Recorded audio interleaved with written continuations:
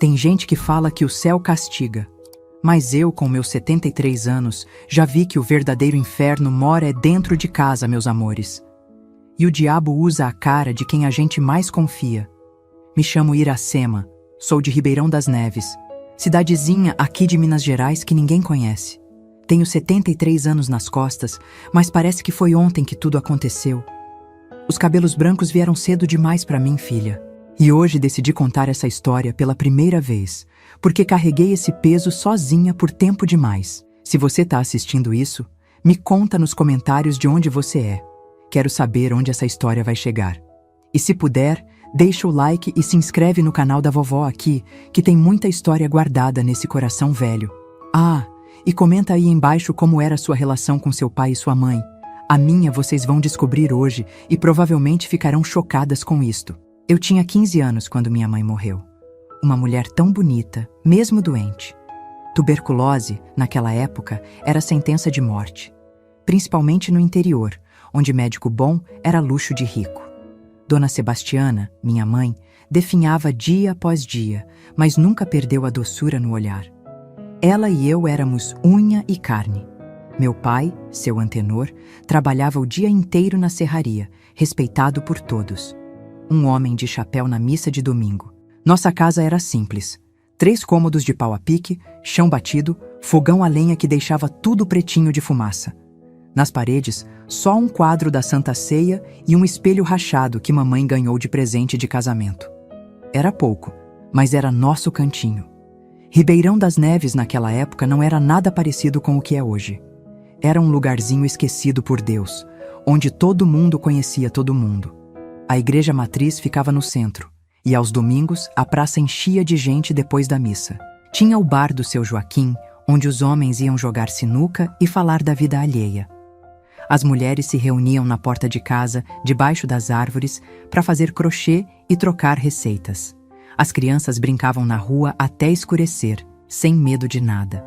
A escola era longe, eu andava quase 1 hora para chegar lá. Muitas vezes ia descalça, para não gastar o único par de sapatos que tinha. Mesmo assim, eu amava estudar. Mamãe sempre dizia que eu ia ser professora um dia. Minha filha vai sair dessa vida, vai ser alguém. Ela falava, com aquele brilho de orgulho nos olhos. Ela fazia de tudo para eu não faltar aula, mesmo quando precisava de ajuda em casa. Guardava os trocadinhos que conseguia vendendo doce de leite para comprar meus cadernos.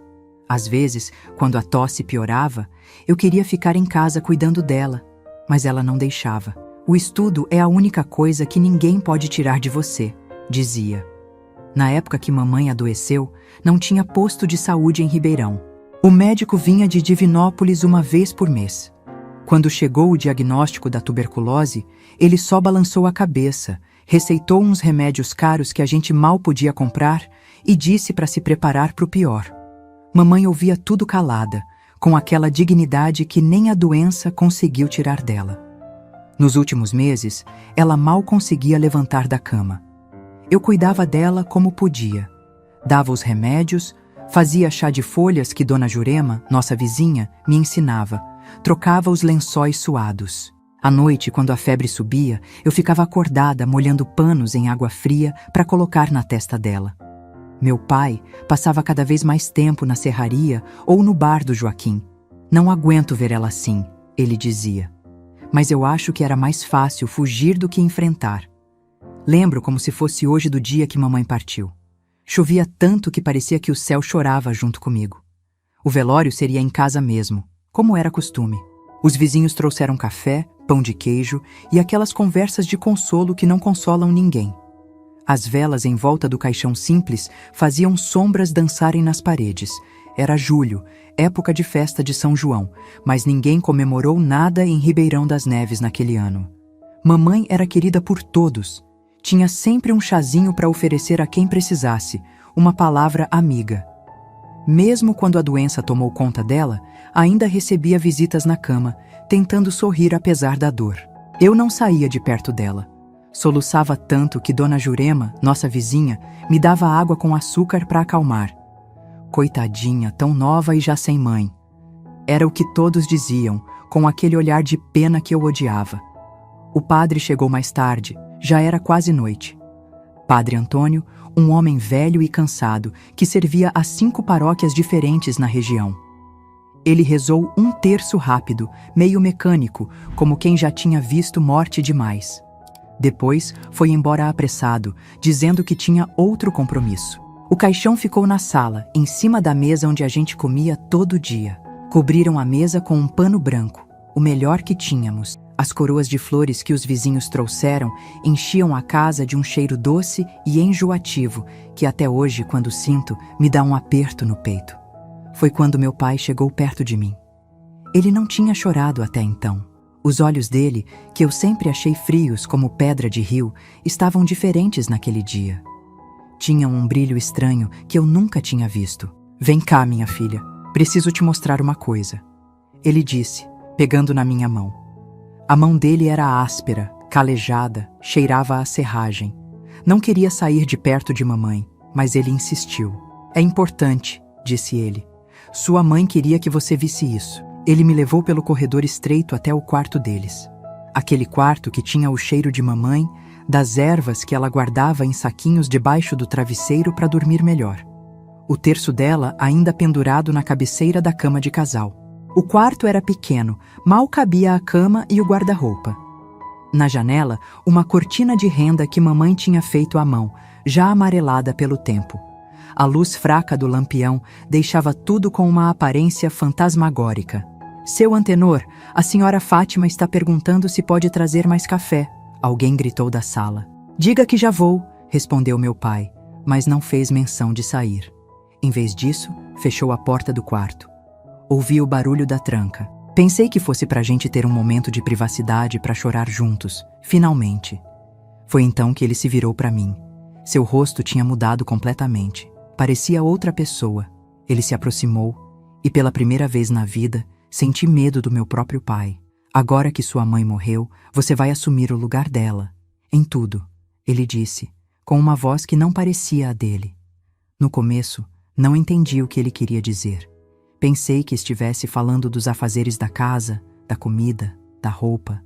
Coisas que eu já ajudava a mamãe a fazer quando ela ficou muito fraca para levantar da cama. "Olha aqui", ele disse, abrindo o guarda-roupa antigo de madeira que rangia. Tirou de lá um vestido florido que era o favorito da mamãe. "Quero que você use isso agora." "Mas pai, é o vestido da mamãe. Não posso." Comecei a dizer confusa. "Pode sim, e vai. De agora em diante você é a mulher desta casa", ele disse, jogando o vestido em cima da cama. Foi aí que eu comecei a entender. Um frio subiu pela minha espinha quando vi o jeito que ele me olhava. Não era olhar de pai para filha. Era algo que eu nunca tinha visto antes, mas que instintivamente sabia que era errado. "O pessoal do velório, pai, temos que voltar", tentei dizer, caminhando em direção à porta. Ele me segurou pelo braço com força. "Eles podem esperar. Isso não pode."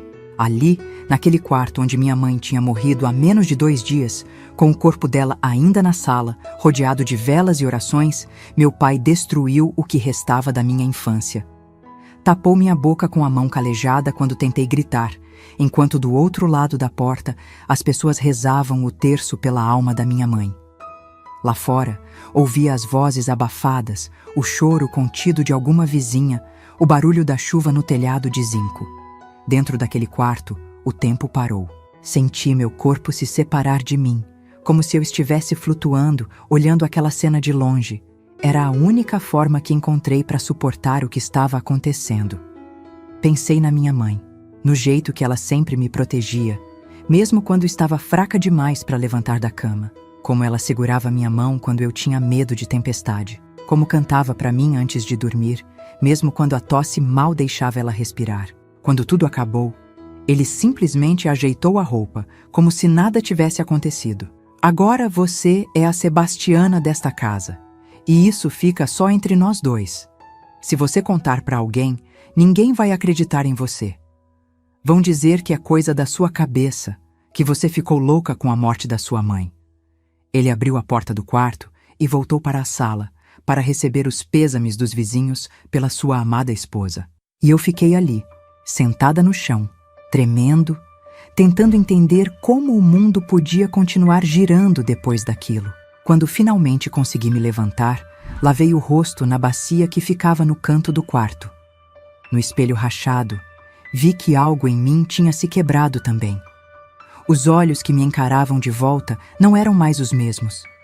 Voltei para o velório, me sentei ao lado do caixão da minha mãe e, em silêncio, fiz uma promessa a ela. Mãe, não sei como, mas um dia vou sair daqui. E ele vai pagar pelo que fez. Ninguém percebeu nada diferente em mim naquela noite. As pessoas estavam ocupadas demais com seus próprios pensamentos, seus cafezinhos e suas conversas sobre como a vida é injusta. A única que parecia me olhar diferente era Dona Jurema, que franziu a testa quando passei por ela. Mais tarde eu entenderia que aquela mulher seria a única a desconfiar que algo terrível tinha acontecido naquela casa. Lá fora, a chuva continuava caindo. Aquela chuva fina, constante, que parece que nunca vai parar. Na Ribeirão das Neves daquela época, quando chovia assim, a cidade ficava isolada. As estradas de terra viravam lamaçal, ninguém entrava ou saía. Me senti como a cidade, ilhada, sem saída, afundando na lama. A noite foi longa. As pessoas foram embora uma a uma, dizendo que voltariam no dia seguinte para o enterro. Algumas mulheres se ofereceram para ficar comigo, fazer companhia. Mas meu pai disse que não precisava, que nós dois precisávamos desse tempo juntos para nos despedirmos da mamãe. Fiquei aterrorizada com a ideia de ficar sozinha com ele de novo, mas não tive coragem de falar nada. Quem acreditaria em mim? Seu Antenor era um homem respeitado na cidade. Trabalhador, que nunca faltou à missa de domingo, que nunca foi visto bêbado ou arrumando confusão. Passei a noite ao lado do caixão da minha mãe, rezando baixinho. Não para Deus, que parecia ter me abandonado, mas para ela, pedindo que, de onde estivesse, me desse força. Enquanto isso, meu pai dormia no quarto, ou pelo menos fingia dormir. Quando o dia amanheceu e levaram o corpo da minha mãe para o cemitério, senti como se estivessem enterrando uma parte de mim também. A chuva tinha parado, mas dentro de mim, a tempestade estava apenas começando. O cemitério de Ribeirão das Neves ficava num morro, longe da cidade. Era um lugar simples, com cruzes de madeira e algumas lápides de quem tinha mais posses. A terra vermelha, molhada de chuva, manchava os sapatos de todos. Naquele dia, enquanto jogavam terra sobre o caixão de madeira barata, eu não chorava mais. As lágrimas tinham secado. Em vez disso, algo frio e duro crescia dentro do meu peito. Algo que me ajudaria a sobreviver aos anos que viriam pela frente. Mal sabia eu que aquele dia era apenas o começo do meu inferno particular. Um inferno que duraria anos, até eu encontrar uma saída. Mas isso, meus queridos, é história para outro momento do vídeo. Olha só, nem percebi que já falei tanto. O tempo passa quando a gente desabafa, né não? Se você está acompanhando até aqui, comenta aí embaixo, força, Dona Iracema, para eu saber que não tô sozinha nessa. E também comenta o que você achou dessa história da minha Ribeirão das Neves de antigamente. A cidade cresceu muito, agora tem até presídio, imagina só. Mas naquela época, era só um lugarzinho esquecido no mapa. Não esquece de curtir o vídeo e se inscrever no canal, viu? Isso ajuda muito a vovó aqui a continuar contando essas histórias que ficaram guardadas por tanto tempo. Às vezes, desabafar é o melhor remédio para a alma. E vocês, meus netinhos virtuais, são o melhor remédio que essa vovó poderia ter. Depois do enterro da minha mãe, voltamos para casa. Aquela casa que nunca mais seria a mesma. O cheiro de vela queimada ainda estava no ar, junto com o perfume barato que as vizinhas usavam. Tinha uma xícara de café pela metade em cima da mesa, esquecida por alguém. E o silêncio. Um silêncio que pesava como chumbo. Seu Antenor, meu pai, nem me olhou direito quando chegamos. Foi direto para o quarto, pegou a garrafa de cachaça que escondia debaixo da cama e sentou na cadeira de balanço da varanda. Fiquei aliviada. Pelo menos naquela noite, ele me deixaria em paz. Enganei-me. Foi só a calmaria antes da tempestade. Logo no dia seguinte, começou o que seria minha nova rotina. Acordei com ele em pé, ao lado da minha esteira, onde eu dormia. Levanta, Sebastiana. Tem café para fazer. Confusa, olhei para ele. Pai, sou eu, a Iracema. O tapa veio rápido, ardido. Eu sei quem você é, mas agora você é a mulher desta casa. E o nome da mulher desta casa é Sebastiana. Percebi então que não tinha sido um pesadelo, um delírio de luto. Era real, tão real quanto a marca vermelha que ficou no meu rosto. Daquele dia em diante, ele passou a me chamar pelo nome da minha mãe. Sebastiana pra cá, Sebastiana pra lá. No começo, eu corrigia. Depois, desisti. Era menos doloroso aceitar do que receber outro tapa. Os dias em Ribeirão das Neves seguiam seu ritmo normal. O sino da igreja batia às 6, meio-dia e 6 da tarde. Os homens iam para o trabalho, as mulheres cuidavam da casa, as crianças brincavam. Ninguém sabia que, dentro da nossa casa de pau a pique, vivia uma prisioneira. As roupas da minha mãe foram aos poucos substituindo as minhas. Primeiro foi o avental que ele me obrigou a usar. Depois, os vestidos. Ele queimou minhas roupas de menina no fogão a lenha enquanto eu assistia, sem poder fazer nada. Não precisa mais disso. Agora você usa o que eu mandar. Chorei muito naquela noite, escondida debaixo do cobertor fino, mordendo o travesseiro para ele não ouvir. Não eram só roupas que estavam queimando. Era minha identidade, minha infância, minha vida. O vestido florido dela ficava frouxo em mim, eu que ainda tinha corpo de menina. Mas ele mandou que eu colocasse algodão no peito para encher e parecer mais com ela. Fazia tranças no meu cabelo do mesmo jeito que ela usava. Me obrigava a usar o único batom que ela tinha, já pela metade, guardado como tesouro numa caixinha. Na frente dos outros, ele mantinha a farsa do pai zeloso. A menina tá com saudade da mãe, quer usar as coisas dela como lembrança, dizia quando alguém estranhava. E as pessoas acreditavam, porque era mais fácil acreditar nisso do que na verdade. Tive que abandonar a escola. Mulher minha não precisa de estudo, ele dizia. Senti como se tivessem arrancado o último pedaço de esperança que me restava. A escola era meu único contato com o mundo lá fora, minha única chance de um dia sair daquela casa. A professora, Dona Cecília, até veio me procurar. Era uma mulher alta, magra, com óculos redondos que faziam ela parecer uma coruja. Bateu na nossa porta numa tarde de domingo. Boa tarde, seu Antenor. Vim saber por que a Iracema não está mais indo às aulas. Ela é uma aluna tão dedicada. Meu pai, na frente dos outros, era a imagem da cordialidade. Sorriso no rosto, voz mansa. Pois é, Dona Cecília. Depois que minha Sebastiana partiu, a menina precisa cuidar da casa. E com essa idade, já tá na hora de aprender os afazeres de mulher, não é mesmo? Estudo não enche barriga. Dona Cecília insistiu um pouco. Falou da importância do estudo. Disse que eu tinha futuro. Até ofereceu vir me dar aulas depois do horário normal. Mas meu pai foi irredutível. Agradeço a preocupação, mas aqui em casa quem decide sou eu. E já decidi que ela não vai mais estudar. Vi nos olhos dela uma mistura de frustração e pena. Ela me olhou como quem pede desculpas por não poder fazer mais. Naquele momento, senti que minha última janela para o mundo tinha se fechado. Depois que a professora foi embora, meu pai me puxou pelo braço até o quarto. Você andou falando alguma coisa para alguém? Por que essa mulher veio aqui? Não, pai. Juro que não falei nada. Ela só veio porque eu parei de ir na escola. Ele me olhou desconfiado, mas dessa vez acreditou. Foi a única vez que me senti grata por ser conhecida como uma menina quieta, que não dava trabalho. Os meses foram passando. O luto na cidade pela morte da minha mãe foi sendo esquecido.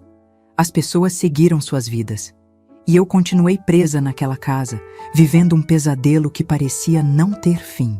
Meu pai saía para trabalhar na serraria de manhã cedo e voltava ao meio-dia para almoçar. Depois, saía de novo e só voltava à noitinha. Esses momentos em que ficava sozinha eram meu único alívio. Mas mesmo assim, não tinha coragem de fugir. Para onde iria uma menina de 15 anos, sem dinheiro, sem estudo, numa região onde todo mundo conhecia todo mundo? No começo de 1968, quase um ano depois da morte da minha mãe, veio a pior parte. Meu pai começou a beber mais, a ficar mais violento. Acho que a bebida fazia ele confundir ainda mais fantasia e realidade.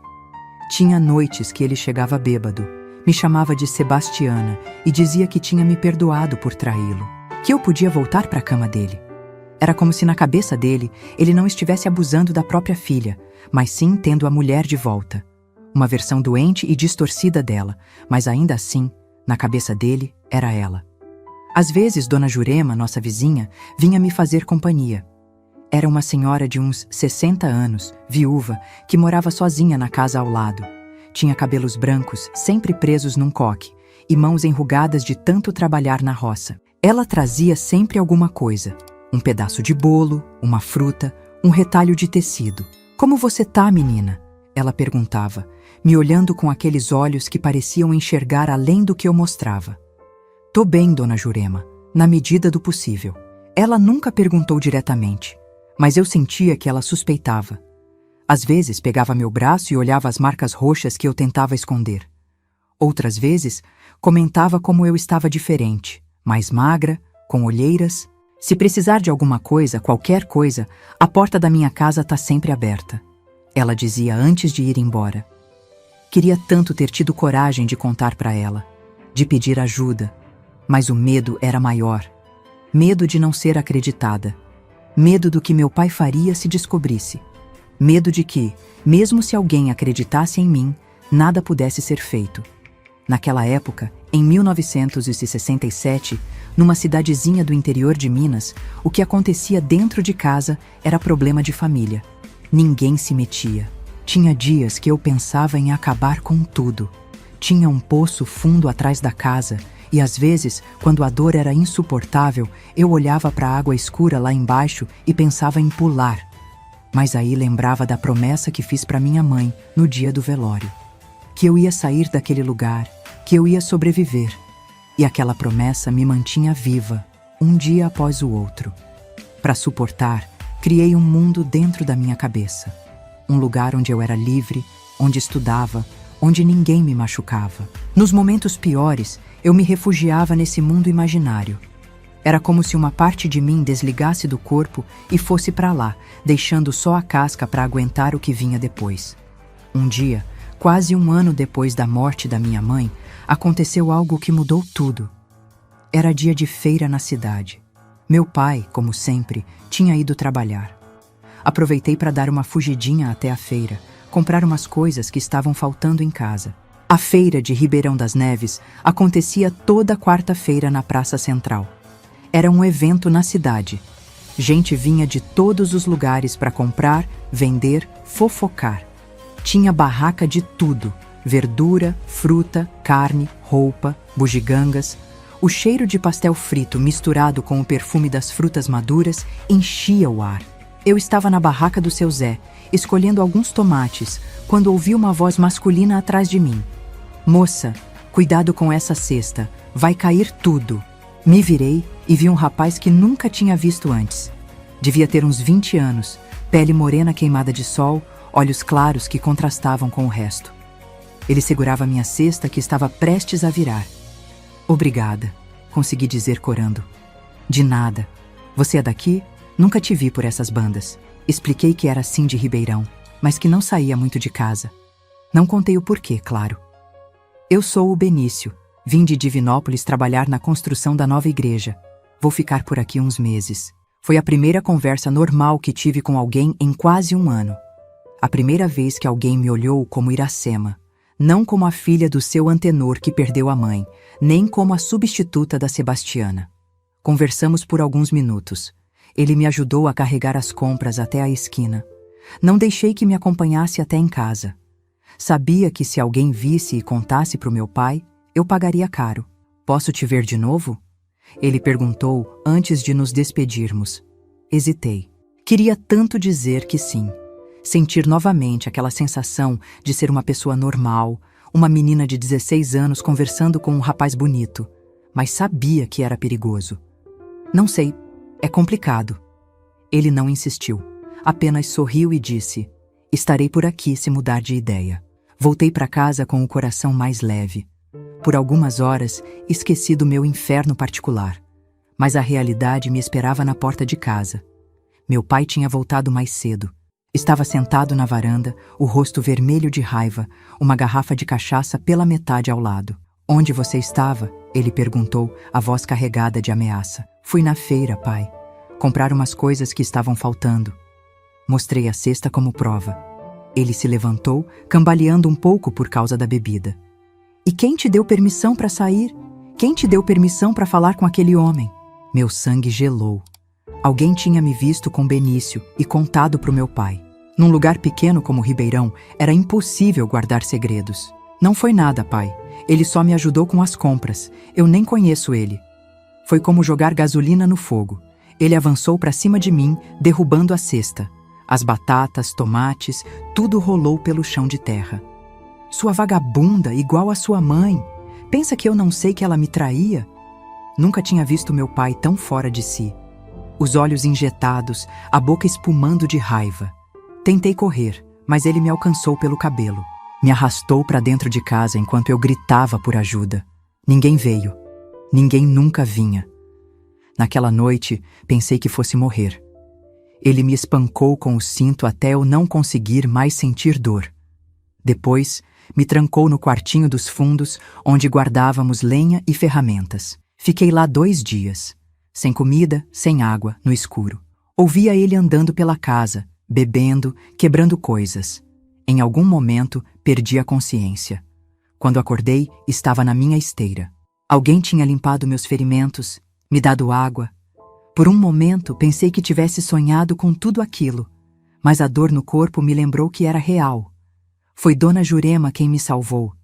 Ela tinha ouvido meus gritos, visto meu pai me arrastando para dentro de casa. Quando ele saiu para trabalho no dia seguinte, ela entrou pela janela dos fundos e me tirou daquele quartinho. "Menina, isso não pode continuar", ela disse, enquanto passava um pano molhado no meu rosto inchado. "Você precisa sair daqui." Pela primeira vez, contei tudo para ela, tudo mesmo, desde o dia do velório da minha mãe até aquele momento. As palavras saíam como um rio represado que finalmente encontra uma brecha na barragem.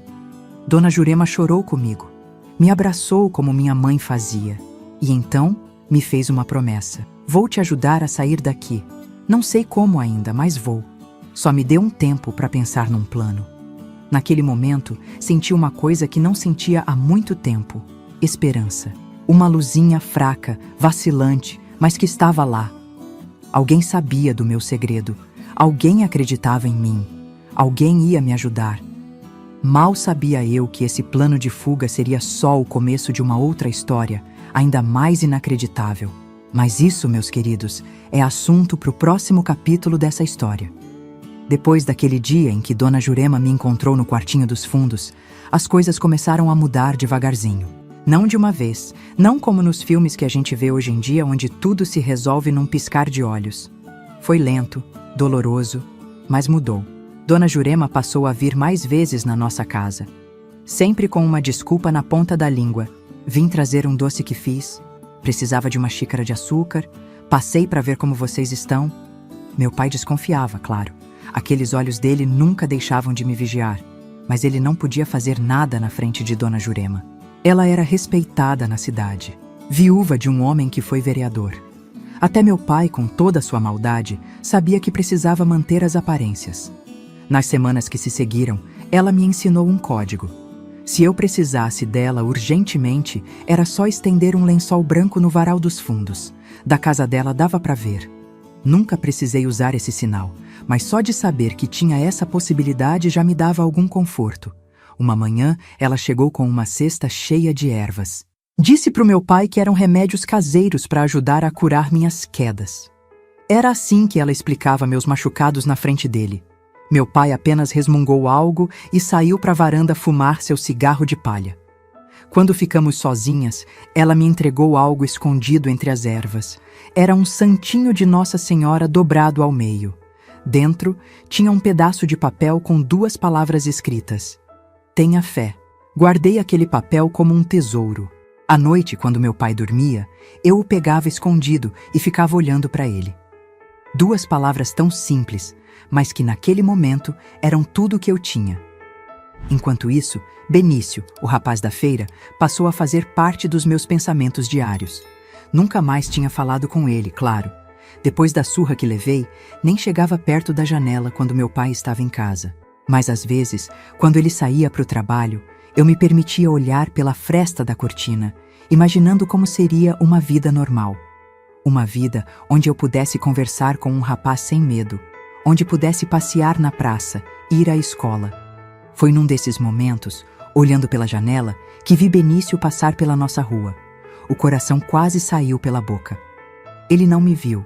Estava conversando com outro homem, carregando madeira para o que devia ser a construção da nova igreja. Fiquei ali, escondida, só observando até ele desaparecer na curva.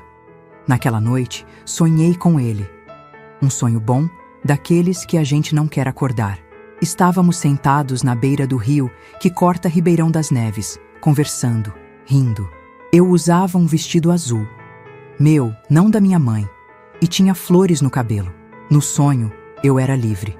Acordei com o barulho do meu pai chegando bêbado. Ele tinha saído depois do jantar, coisa rara. Normalmente ficava em casa, me vigiando. Mas naquela noite tinha ido ao bar e voltou carregando o cheiro de cachaça e cigarro. Fiquei quietinha na minha esteira, fingindo que dormia, rezando para ele não vir me procurar. Deus deve ter ouvido minhas preces naquela noite, porque ele foi direto para a cama e logo estava roncando. Suspirei de alívio e voltei a sonhar com Benício.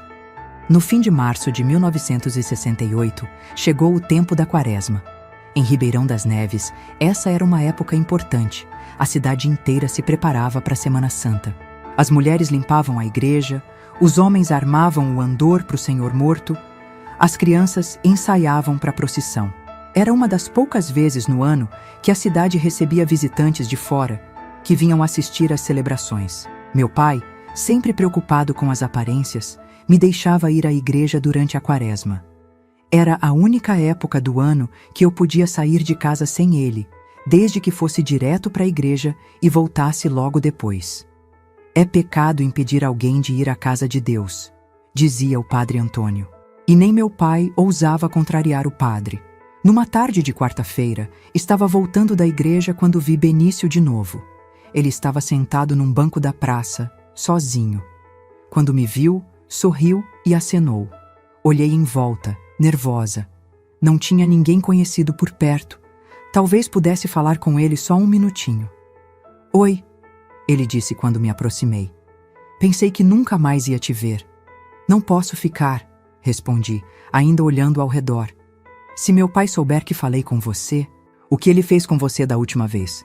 Toda a cidade comentou que você sumiu por dias. Baixei os olhos envergonhada. Nada, eu só... estava doente. Benício não insistiu, mas vi nos olhos dele que não tinha acreditado. Olha, não sei o que acontece na sua casa, mas se precisar de ajuda, estou aqui. Naquele momento, algo dentro de mim queria contar tudo para ele.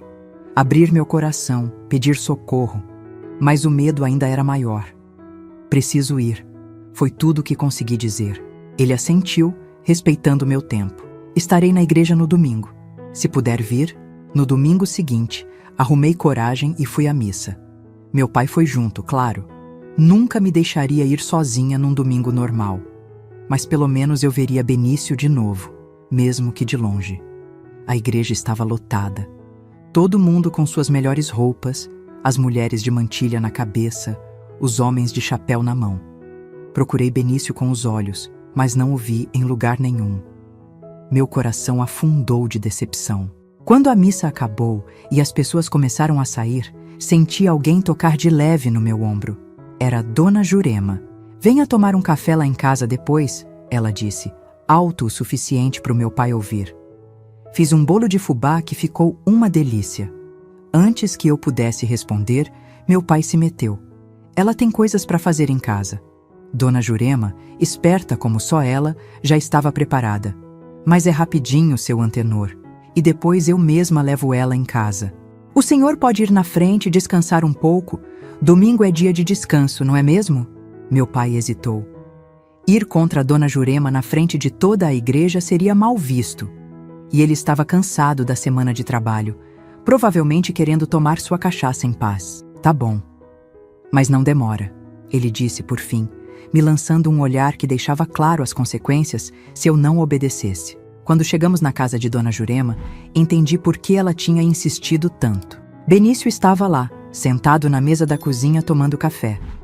Vocês já se conhecem, não é? disse Dona Jurema, fechando a porta atrás de nós. Temos pouco tempo, então vamos direto ao assunto. Naquela tarde, os três conversamos por quase 1 hora. Dona Jurema contou para Benício tudo o que acontecia na nossa casa. Eu, envergonhada demais para falar, apenas confirmava com a cabeça. Benício ouvia tudo em silêncio, o rosto ficando cada vez mais sério. Precisamos tirar você daqui, ele disse quando Dona Jurema terminou. Isso não é vida para ninguém, muito menos para uma menina da sua idade. Mas como? Perguntei, a voz quase sumindo. Para onde eu iria? Não tenho ninguém, não tenho dinheiro. Foi então que Dona Jurema revelou seu plano. Ela tinha uma irmã em Belo Horizonte, Dona Terezinha, que poderia me acolher até eu me estabelecer. O problema era como sair de Ribeirão das Neves sem que meu pai descobrisse e viesse atrás de mim. Eu tenho uma ideia, disse Benício, depois de pensar um pouco. Mas vai exigir paciência. Não podemos agir de imediato, seria muito arriscado. A ideia era simples, mas engenhosa. Benício precisava de alguém para lavar as roupas dos trabalhadores da obra da igreja. Ele me ofereceria esse trabalho, com a permissão do meu pai. Com o tempo, meu pai se acostumaria com as visitas regulares de Benício para trazer e buscar as roupas. Enquanto isso, iríamos juntando dinheiro e planejando minha fuga. O que você acha? Benício me perguntou. Pensei por alguns instantes. Era arriscado. Se meu pai descobrisse, eu pagaria um preço terrível. Mas qual era a alternativa? Continuar naquela vida até quando? Até ele me matar numa de suas explosões de raiva? Ou até eu perder completamente a sanidade? Vamos tentar, respondi, sentindo o coração bater forte no peito. Naquele dia, voltei para casa com uma sensação estranha no peito. Era medo, sim, muito medo. Mas também era outra coisa, algo que eu mal lembrava como era: esperança. No dia seguinte, Benício apareceu lá em casa. Bateu na porta, formal, respeitoso. Meu pai atendeu, desconfiado como sempre. Bom dia, seu Antenor. Meu nome é Benício. Trabalho na obra da Igreja Nova. Vim falar com o senhor porque estamos precisando de alguém para lavar as roupas dos trabalhadores. Dona Jurema disse que sua filha poderia se interessar pelo serviço. Meu pai me olhou, depois olhou para Benício. Pude ver as engrenagens girando na cabeça dele. Por um lado, ele não gostava da ideia de outro homem tendo contato comigo, mesmo que apenas para trazer e buscar roupas. Por outro, o dinheiro extra seria bem-vindo. E se Dona Jurema tinha recomendado... Quanto paga? Ele perguntou finalmente.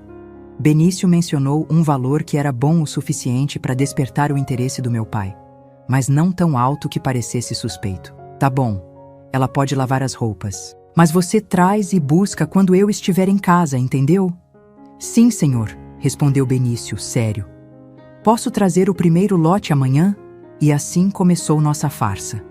2 vezes por semana, Benício trazia roupas sujas e levava-as limpas. No começo, meu pai fazia questão de estar presente. Mas com o tempo, à medida que se acostumou com a rotina, começou a relaxar. Às vezes, deixava Benício entregar as roupas, mesmo quando estava ocupado em outra coisa. Nos breves momentos em que ficávamos sozinhos, trocávamos algumas palavras, um olhar, um sorriso. Era pouco, mas para mim, significava tudo. Era a prova de que existia um mundo além daquelas paredes, de que havia gente boa lá fora.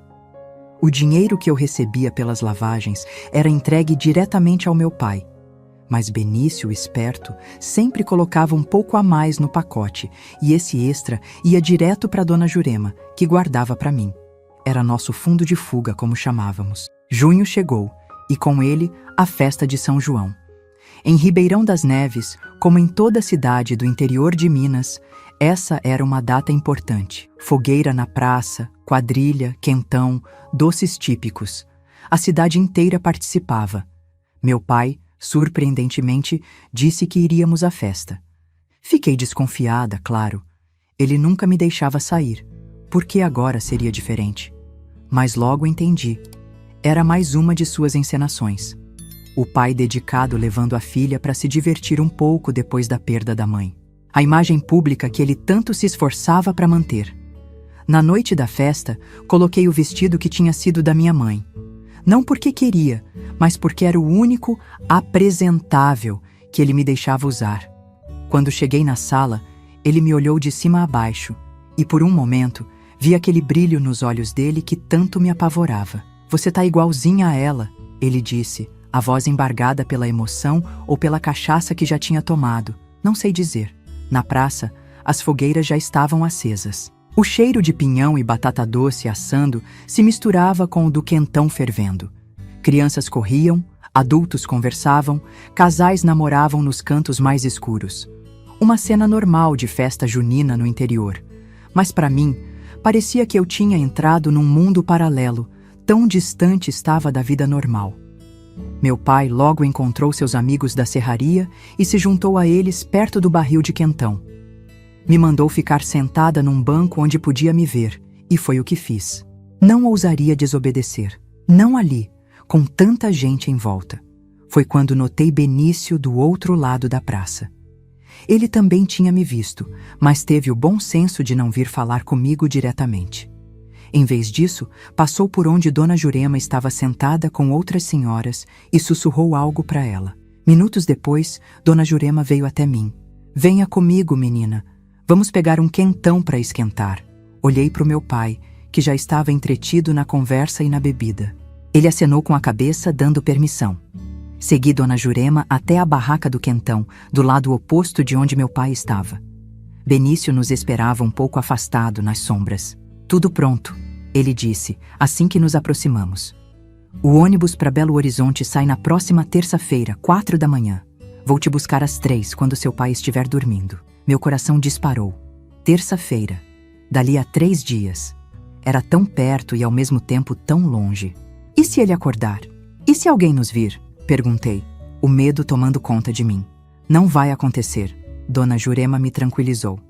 Vou colocar um sonífero no café dele na noite anterior. É forte, vai fazer ele dormir a noite toda. Tenho um amigo que vai nos levar de carro até a estrada principal, completou Benício. Vai dar tudo certo, você vai ver. Voltei para o banco tremendo por dentro, mas tentando manter a calma por fora. 3 dias. Em 3 dias eu estaria livre. A ideia parecia tão irreal quanto um dos meus sonhos acordada. A festa continuou até tarde. Quando voltamos para casa, meu pai já estava bêbado. Caiu na cama ainda vestido e logo estava roncando. Eu, ao contrário, não consegui pregar os olhos. Ficava pensando no plano, em tudo que poderia dar errado, em tudo que poderia dar certo. Os 2 dias seguintes passaram numa lentidão agonizante. Cada minuto parecia 1 hora. Cada olhar do meu pai me fazia pensar se ele sabia, se tinha descoberto nosso plano. Mas ele agia normalmente, na medida do possível para alguém como ele. Na segunda-feira, véspera da fuga, Dona Jurema passou em casa com um bolo de fubá, pro café da tarde, disse ela, piscando para mim de um jeito que só eu vi. O bolo tinha o sonífero prometido, claro. Naquela noite, servi um pedaço generoso pro meu pai, junto com um café bem doce, como Dona Jurema tinha orientado. Ele comeu sem desconfiar de nada. 1 hora depois, estava dormindo profundamente. Arrisquei chamar seu nome, cutucá-lo de leve.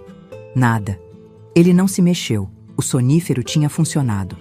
Com o coração aos pulos, comecei a arrumar minhas poucas coisas. Uma muda de roupa, o santinho que Dona Jurema tinha me dado e o dinheiro que havíamos juntado, escondido numa trouxinha costurada na barra da minha saia. Sentei na esteira e esperei, olhando fixamente para o relógio velho na parede. Cada tic-tac era como um martelo no meu peito. Faltavam poucas horas para a liberdade. Ou para o maior erro da minha vida. Naquela noite, véspera da minha fuga, arrumei minhas poucas coisas num saco de estopa velho. Não tinha muito o que levar. Uma muda de roupa, um pente quebrado, a medalha de Nossa Senhora que era da minha mãe e o dinheiro que Benício tinha me dado, embrulhado num pedaço de pano e costurado na barra da minha saia. Era tudo que eu tinha no mundo.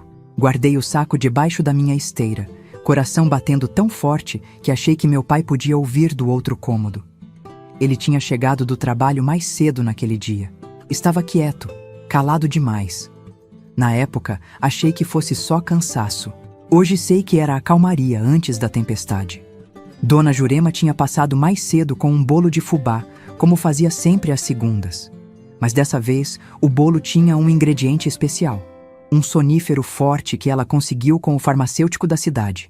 Deu um pedaço bem grande para o seu pai depois do jantar, com um café bem doce para disfarçar o gosto. Ela me instruiu em um sussurro. Preparei o jantar como em qualquer outro dia. Angu com linguiça, couve refogada, feijão. Servi meu pai, que comeu em silêncio, me observando de um jeito estranho. De vez em quando pegava a garrafa de cachaça e tomava um gole direto do gargalo. "Tá quieta hoje, Sebastiana", ele disse de repente. Senti um arrepio na espinha. Mesmo depois de tanto tempo, não me acostumava a ser chamada pelo nome da minha mãe. "Só cansada, pai", respondi, sem olhar nos olhos dele. "Cansada de quê? De lavar roupa para o seu namoradinho?" Meu sangue gelou. Continuei mexendo a panela como se não tivesse ouvido direito. "Que namorado, pai? Não sei do que o senhor tá falando." Ele bateu na mesa com força, fazendo os pratos pularem. "Não se faça de sonsa. Acha que eu não sei? Acha que não tenho olhos e ouvidos nessa cidade?" Fiquei paralisada, a colher de pau ainda na mão. Era agora. Ele tinha descoberto. Todos os meus planos, toda a esperança que tinha construído nos últimos meses, tudo ia desabar. Mas então, algo inesperado aconteceu. Ele se levantou, cambaleou um pouco, já estava bêbado, e pegou mais cachaça. Depois, voltou a se sentar. "Amanhã vamos resolver isso. Amanhã vou mostrar para esse moleque quem manda na minha casa." Amanhã. Ele estava planejando fazer algo amanhã. Mas amanhã eu já estaria longe, se tudo desse certo. Respirei fundo, tentando acalmar meu coração disparado. "Tem bolo de fubá de sobremesa, pai? Dona Jurema trouxe hoje." Ele olhou desconfiado. "Aquela velha intrometida. Também vou ter uma conversa com ela amanhã." Mesmo assim, aceitou o pedaço de bolo que servi. Tomou com café bem doce, como Dona Jurema tinha recomendado. Comi um pedacinho também, de outro lado do bolo, que ela tinha marcado para eu saber qual era qual. Terminamos de comer e ele foi pro quarto, levando a garrafa de cachaça. Fiquei limpando a cozinha, ouvindo atenta qualquer barulho. Depois de um tempo, os roncos começaram. O sonífero estava fazendo efeito, misturado com a bebida. Não consegui dormir. Fiquei deitada na minha esteira, olhando para o teto de sapé, contando as horas. A noite parecia não passar nunca. Cada barulho me assustava. Um grilo cantando, o vento nas folhas da mangueira do quintal, o pio de uma coruja ao longe. Quando o relógio da igreja bateu 2 horas da manhã, levantei silenciosamente. Os roncos do meu pai continuavam, pesados e ritmados. Peguei meu saco de estopa já preparado e fui até a porta. Estava trancada. A chave, que normalmente ficava pendurada num prego ao lado, não estava lá. Meu coração acelerou. Onde estaria a chave? Fui até o quarto do meu pai, pé ante pé. A porta estava entreaberta. Empurrei devagar, tentando não fazer barulho. Ele estava deitado de costas, roncando alto. A garrafa de cachaça vazia ao lado da cama, mas não via a chave em lugar nenhum. Foi então que notei algo brilhando no peito dele. A chave estava pendurada numa corrente no pescoço dele. Meu pai nunca tinha feito isso antes. Nunca tinha trancado a porta e escondido a chave assim. Ele sabia. De alguma forma, ele sabia do meu plano de fuga. Saí do quarto em pânico. O que fazer agora? Benício estaria me esperando em menos de 1 hora. Se eu não aparecesse, ele viria me procurar, e então, não queria nem pensar no que meu pai faria com ele. Olhei ao redor, desesperada. A casa não tinha muitas janelas, e as que tinha eram pequenas demais para eu passar. Exceto a janela do quartinho dos fundos, onde meu pai guardava as ferramentas. Era um pouco maior que as outras e dava para o quintal dos fundos. Fui até lá e tentei abrir. Estava pregada. Meu pai tinha pregado a janela com tábuas. Ele realmente tinha pensado em tudo. Sentei no chão, sentindo as lágrimas virem. Estava presa. Não havia saída. Todos os meus sonhos de liberdade, todos os planos que fizemos, tudo em vão. Mas então, ouvi um barulho leve vindo da porta da frente. Alguém estava tentando abrir a fechadura. Meu coração disparou. Seria meu pai que tinha acordado, mas ele estava no quarto. Eu podia ouvir os roncos. Me aproximei cautelosamente da porta. O barulho continuava, metálico, como se alguém estivesse usando uma ferramenta para abrir a fechadura. Iracema? Ouvi uma voz baixinha do outro lado. Você está aí? Era Benício. Tinha vindo mais cedo. Corri para a porta. Estou aqui, sussurrei de volta. Mas a porta está trancada e meu pai tem a chave. Afaste-se da porta, ele disse. Vou tentar abrir com isso aqui. Ouvi mais barulhos metálicos. Ele devia estar usando alguma ferramenta da construção para forçar a fechadura. Depois do que pareceu uma eternidade, ouvi um clique. A porta se abriu lentamente e lá estava Benício, um sorriso aliviado no rosto. Vamos, rápido, ele sussurrou, pegando meu saco de estopa. Dona Jurema está esperando na estrada com um carro. Hesitei, olhando para trás, para o quarto onde meu pai dormia. E se ele acordasse agora? E se nos pegasse fugindo? Como se lesse meus pensamentos, Benício pegou minha mão. Vai dar tudo certo. Confie em mim. Saímos da casa, fechando a porta o mais silenciosamente possível. A noite estava clara, com uma lua cheia que iluminava o caminho. Caminhamos agachados pelo quintal, passando pelos pés de mandioca e pela horta, até chegarmos na cerca dos fundos. Foi quando ouvimos um grito furioso vindo da casa. Iracema! Meu pai tinha acordado. O sonífero não tinha sido forte o bastante, ou talvez o ódio dele fosse mais forte que qualquer remédio. Corre! Gritou Benício, me puxando pela mão. Corremos como nunca tinha corrido na vida. Através do pasto, da plantação de milho, até chegarmos na estrada de terra. O carro de Dona Jurema, um Ford velho do irmão dela, estava lá, motor ligado, faróis apagados. Entrem rápido! Ela gritou pela janela. Mal tínhamos entrado no carro quando vimos meu pai aparecer na curva da estrada. Mesmo à distância, dava para ver que ele carregava algo na mão. Algo que brilhou sob a luz da lua. É uma espingarda! Gritou Dona Jurema, pisando fundo no acelerador. O carro arrancou com um solavanco, levantando poeira da estrada de terra. Olhei para trás e vi meu pai apontando a arma na nossa direção. Houve um estampido e algo atingiu a traseira do carro. Abaixem! Gritou Dona Jurema. Nos abaixamos no banco traseiro, Benício cobrindo meu corpo com o dele. Houve mais um tiro, mas já estávamos longe demais. O carro sacudia na estrada esburacada, mas cada segundo nos levava para mais longe daquele homem, daquela casa, daquele inferno. Quando finalmente tive coragem de levantar a cabeça, já estávamos na estrada principal. As luzes de Ribeirão das Neves tinham ficado para trás. À nossa frente, apenas a estrada escura e a promessa de liberdade. Conseguimos, disse Benício, segurando minha mão. Você está livre, Iracema. Livre. Uma palavra tão simples, mas que para mim significava tudo. Olhei pela janela do carro, para o céu estrelado, e pela primeira vez em anos, respirei sem o peso do medo no peito. Mas a liberdade tem seu preço, e eu ainda não tinha pagado o meu por completo. Dona Jurema dirigiu por horas, até chegarmos a uma cidade maior, onde pegaríamos o ônibus para Belo Horizonte. O plano era eu ir para a casa da irmã dela, como combinado. Benício terminaria o trabalho em Ribeirão das Neves, se ainda pudesse voltar depois do que aconteceu, e me encontraria em Belo Horizonte alguns meses depois. Enquanto esperávamos na rodoviária, sentados num banco duro, Dona Jurema me olhou com aqueles olhos sábios e disse algo que nunca esqueci. Menina, a vida é como um rio. Às vezes calmo, às vezes revolto, mas sempre seguindo em frente. Não importa o que aconteceu lá atrás, a água não volta.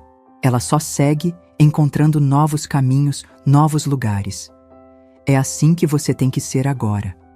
Como o rio que segue em frente, sem olhar para trás.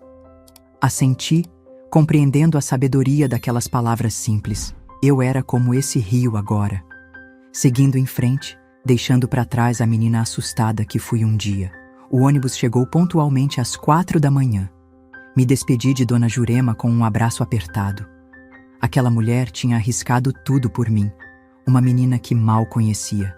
Nunca vou esquecer esse gesto. Benício me acompanhou até a porta do ônibus. Nos olhamos por um momento sem saber o que dizer. Havia tanto entre nós, medo, esperança, talvez até amor, mas as palavras pareciam pequenas demais para expressar tudo isso. Ele tirou do bolso um pequeno embrulho, para você lembrar que nem todos os homens são como seu pai. Era um camafeu, simples, de latão. Dentro havia um pequeno recorte de jornal com uma oração de São Bento, protetor contra os males. Vou esperar por você em Belo Horizonte, ele disse, me dando um beijo rápido. Quando tudo isso passar, quando for seguro. Entrei no ônibus com o coração cheio de emoções contraditórias. Felicidade por estar finalmente livre, medo do desconhecido que me aguardava, saudade antecipada de Benício e uma sensação estranha de que meu passado ainda não tinha terminado comigo. Não sabia o quão certa estava. Quando o ônibus partiu, olhei pela janela para as duas figuras que ficavam cada vez menores na plataforma, as duas pessoas que tinham salvado minha vida. Prometi a mim mesma que um dia retribuiria esse favor, de alguma forma.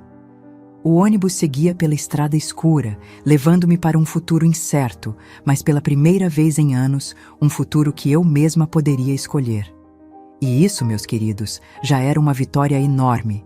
Mas o destino, como já disse antes, é uma coisa engraçada. E minha história com meu pai ainda não tinha chegado ao fim. Ele ainda voltaria para a minha vida, anos depois, quando eu menos esperava. E o confronto final seria muito mais terrível do que qualquer um de nós poderia imaginar.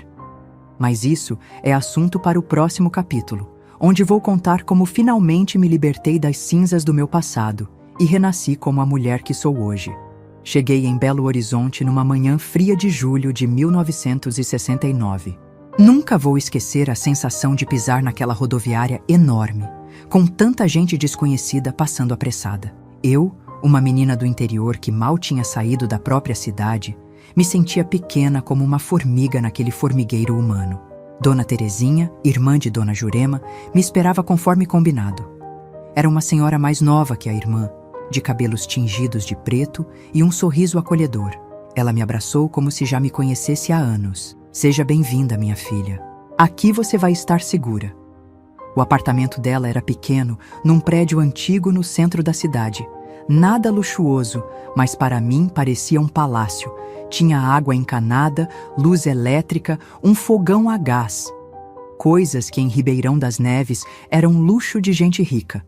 Nos primeiros dias, mal saía do quarto. O barulho da cidade grande me assustava, as buzinas, as sirenes, o constante movimento de pessoas na rua. E o medo. O medo de que, de alguma forma, meu pai descobrisse onde eu estava e viesse me buscar. Dona Terezinha respeitou meu tempo. Me deixava quieta quando precisava, mas também me incentivava a dar pequenos passos. Hoje vamos até a padaria da esquina, dizia ela. No dia seguinte, era a feira. Depois, o mercado mais distante. Aos poucos, fui conhecendo o bairro, a cidade, a vida. A cidade pulsava de um jeito diferente naquela época. Era 1969. O homem tinha acabado de pisar na lua, a música dos Beatles tocava nas rádios, e mesmo no Brasil, sob a ditadura, havia uma sensação de que o mundo estava mudando. Para mim, que vinha de um lugar onde o tempo parecia ter parado, era como entrar em outro planeta. 2 semanas depois da minha chegada, Dona Terezinha me chamou para uma conversa séria. Iracema, você não pode ficar escondida para sempre. Precisa construir uma vida nova. E para isso, precisa de documentos, de estudo, de trabalho. Ela tinha razão, claro. Não podia viver à sombra do medo eternamente. E assim começou minha nova vida. Primeiro, os documentos. Minha certidão de nascimento tinha ficado para trás, na casa do meu pai.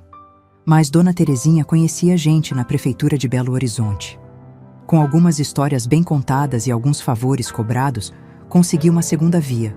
Com isso, pude tirar carteira de identidade, me matricular na escola noturna.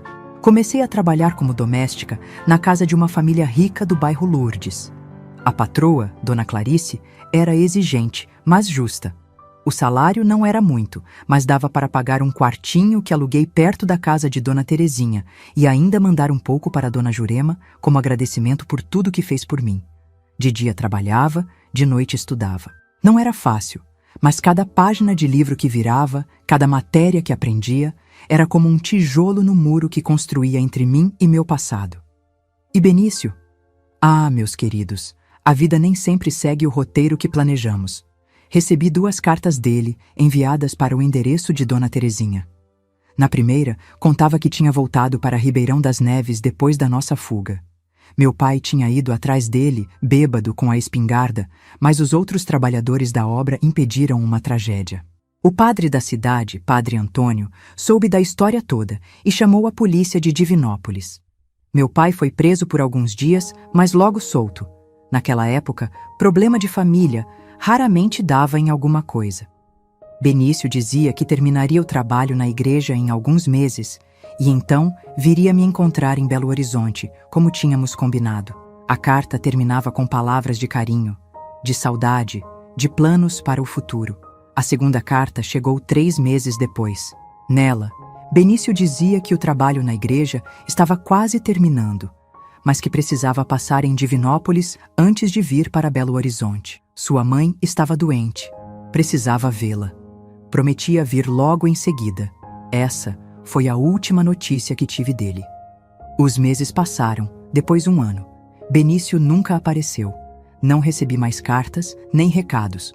Por um tempo, fiquei desesperada, imaginando 1000 coisas. Será que meu pai tinha feito algo com ele? Será que tinha sofrido um acidente na estrada? Ou será que, simplesmente, tinha seguido com a vida, esquecido de mim? Nunca soube a resposta. Em 1970, mandei uma carta para Dona Jurema, perguntando sobre Benício. A resposta foi curta. Ninguém em Ribeirão das Neves tinha notícias dele desde que a obra da igreja foi concluída. Ele simplesmente tinha desaparecido. A vida, porém, não para lamentarmos nossos corações partidos. Continuei trabalhando, estudando, vivendo. Terminei o primário na escola noturna, depois o ginásio. Aos 20 anos, já não era mais empregada doméstica. Tinha conseguido um emprego como balconista numa loja de tecidos no centro da cidade. Pagava melhor, e o trabalho era menos pesado. Belo Horizonte crescia a olhos vistos naquela época. Prédios novos brotavam como cogumelos depois da chuva. O asfalto substituía as ruas de terra. Carros, cada vez mais carros. A cidade se expandia, e eu me expandia com ela. Já não era mais a menina assustada de Ribeirão das Neves. Era uma mulher, com um emprego, um teto, amigos, sonhos. Foi nessa loja que conheci João. Ele era vendedor de tecidos de uma fábrica de São Paulo, visitava a loja 1 vez por mês. Um homem bom, gentil, alguns anos mais velho que eu. Começamos a conversar, depois a namorar. Em 1975, casamos. Nossa cerimônia foi simples, na igreja do bairro. Dona Terezinha estava lá, orgulhosa como uma mãe. Dona Jurema não pôde vir. A idade já não permitia viagens longas, mas mandou sua bênção por carta. Foi um dia feliz, um dia que nunca pensei que viveria quando estava presa naquela casa de pau a pique em Ribeirão. João sabia do meu passado. Não tudo. Há coisas que são difíceis demais de contar, mesmo para quem amamos, mas sabia que eu tinha fugido de casa por causa de um pai violento. Ele nunca me pressionou a contar mais do que eu queria. Respeitava meus silêncios, meus pesadelos ocasionais, meus medos. Nos mudamos para uma casinha simples no bairro Santa Efigênia.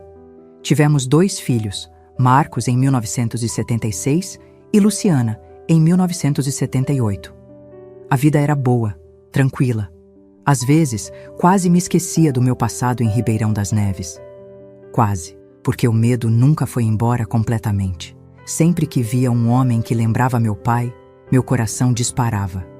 Sempre que ouvia sobre alguma violência contra mulheres no noticiário, os pesadelos voltavam. E sempre tinha aquela sensação de que um dia o passado me alcançaria. E alcançou. Em 1980, 11 anos depois da minha fuga, recebi uma carta de Dona Jurema. Meu pai estava em Belo Horizonte me procurando. Como ele tinha descoberto onde eu estava? Pelo visto, algum conhecido de Ribeirão tinha me visto na loja de tecidos e comentado com ele.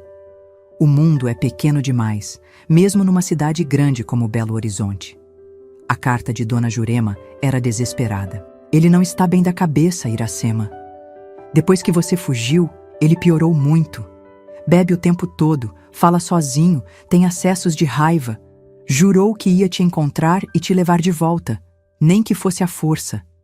Tenha cuidado, mostrei a carta para João. Ele queria ir à polícia, mas eu sabia que não adiantaria. O que eu diria? Que tinha medo do meu pai por coisas que aconteceram há mais de uma década? Sem provas, sem testemunhas, ninguém acreditaria. Durante semanas, vivia em estado de alerta constante. Não ia mais trabalhar na loja. João insistiu que eu ficasse em casa com as crianças. Trancava todas as portas, as janelas. Pulava a cada barulho estranho. Voltei a ter pesadelos todas as noites. Até que num domingo de manhã, a campainha tocou. João tinha ido ao mercado com as crianças. Eu estava sozinha. Olhei pela janela e meu sangue gelou. Era ele, meu pai, mais velho, mais magro, o rosto marcado pela bebida e pelo tempo, mas ainda com aqueles olhos que me perseguiam nos pesadelos. Não atendi. Fiquei paralisada atrás da cortina, observando. Ele tocou a campainha várias vezes, depois começou a bater na porta, a gritar meu nome. Os vizinhos saíram para ver o que estava acontecendo. Ele gritava que era meu pai, que só queria falar comigo, que eu era uma filha ingrata que tinha fugido de casa. Em algum momento, um vizinho deve ter ligado para a polícia, porque logo uma viatura chegou. Vi os policiais conversando com meu pai, que gesticulava, apontava para a casa. Depois, o levaram embora. Achei que tinha acabado, que ele tinha desistido, ou que a polícia o manteria longe. Mas estava enganada. 3 dias depois, voltando da padaria, vi um homem parado na esquina, observando nossa casa. Era ele. Quando me viu, começou a vir na minha direção. Corri para dentro, tranquei todas as portas. Ele ficou lá fora, gritando meu nome, dizendo que precisávamos conversar, que ele estava arrependido, que tinha mudado. Mas eu conhecia aquela voz. Conhecia aquelas mentiras. João chegou do trabalho e encontrou aquela cena. Tentou conversar com meu pai, pedir que fosse embora. Mas meu pai estava bêbado, agressivo. Empurrou João, tentou forçar a entrada na casa. Foi quando João chamou a polícia novamente. Dessa vez, meu pai foi detido por desacato, por perturbação. Mas logo estaria solto novamente. E voltaria. Eu sabia que ele voltaria. Naquela noite, João e eu conversamos muito. Decidimos que não podíamos continuar vivendo assim, com medo. Precisávamos resolver isso de uma vez por todas. No dia seguinte, fiz algo que nunca pensei que teria coragem de fazer. Fui à delegacia e contei tudo. Tudo mesmo. Os abusos, as ameaças, a fuga. O delegado ouviu com atenção, tomou meu depoimento. Disse que, com isso, poderia manter meu pai detido por mais tempo. Talvez conseguir uma medida de afastamento. Saí da delegacia me sentindo estranhamente leve. Como se um peso que carregava há anos tivesse diminuído um pouco. Não tinha desaparecido. Acho que nunca desapareceria completamente. Mas estava menor, mais suportável.